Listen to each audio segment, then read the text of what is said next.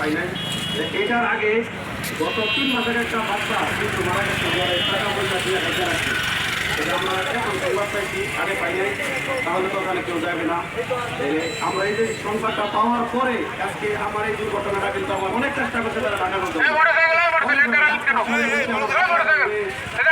কি করবেন এই যে আমরা বলতে আমরা চাইলেন এলাকার আমার সারা বিশ্বের মানুষ আমার মুখ খালি হয়েছে আর অন্য কারো মা বাবার মধ্যে এই সন্তান এরকম না হারায় এটার জন্য জানানোর জন্য তারা কালকে রাত্রেও চেষ্টা করছে যেটা এটাতে এরকম একটা প্রতিবাদ না হয়।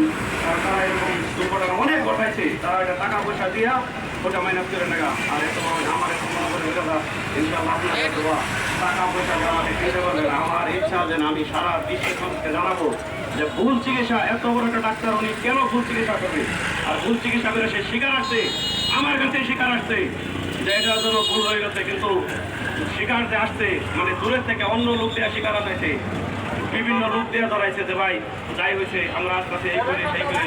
কিন্তু কি চান না, আমি তো কিছুই চান, আমি চাই এদের বিচার, আমি চাই এদের লাইসেন্স বন্ধ, হসপিটাল বন্ধ এবং আরো কোনো মানুষ যে এদের কাছে না হারা, প্রাণ না হারা।